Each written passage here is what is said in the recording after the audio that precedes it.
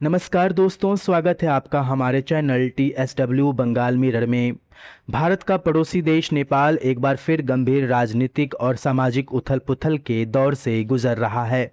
जिस काठमांडू की सड़कों पर कुछ समय पहले बदलाव का जश्न मनाया जा रहा था, आज वहीं भारी विरोध प्रदर्शन और नारेबाजी की आवाजें गूंज रही है। प्रधानमंत्री बालन शाह, जो कभी युवाओं के सबसे लोकप्रिय नेता बनकर उभरे थे, आज उन्हीं को गुस्सों का सामना करना पड़ रहा है। आखिर अचानक ऐसा क्या बदला?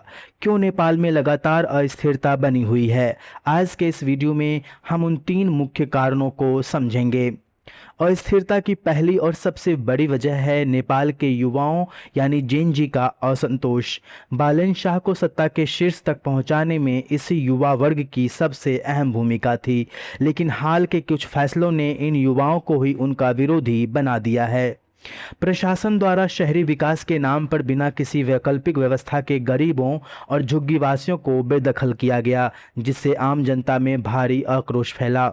इसके बाद नगर निगम पुलिस और एक राइड शेयरिंग ड्राइवर के बीच हुए विवाद के बाद हुई दुखद घटना ने आग में घी डालने का काम किया।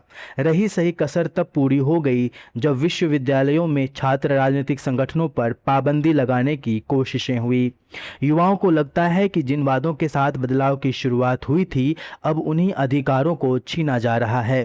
दूसरी बड़ी वजह है नेपाल सरकार द्वारा भारत के सीमा पर लागू किए गए नए सीमा शुल्क यानी कस्टम ड्यूटी नियम।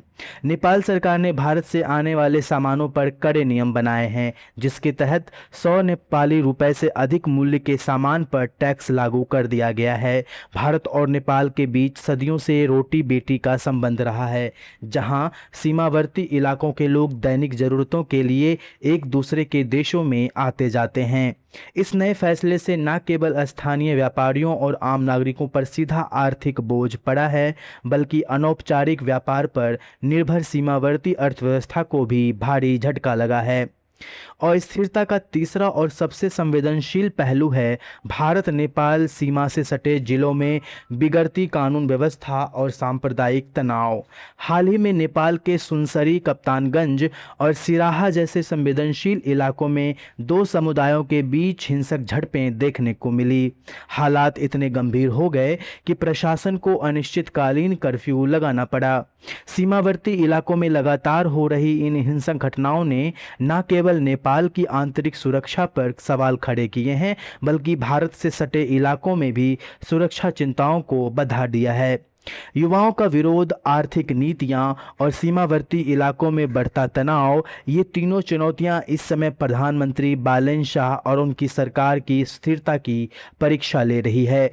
जब तक जनता की समस्याओं और सीमावर्ती इलाकों की संवेदनाओं का स्थायी समाधान नहीं निकल जाता, नेपाल में स्थिरता बहाल करना एक कठिन चुनौती बना रहेगा। तो दोस्तों, ये था हमारा आज का कार्यक्रम। अगर आपको यह वीडियो पसंद आया हो तो इसे लाइक करें, कमेंट करें और दोस्तों के साथ शेयर करना ना भूलें। तो जुड़े रहिए हमारे साथ, मिलेंगे अगले वीडियो में। तब तक के लिए धन्यवाद।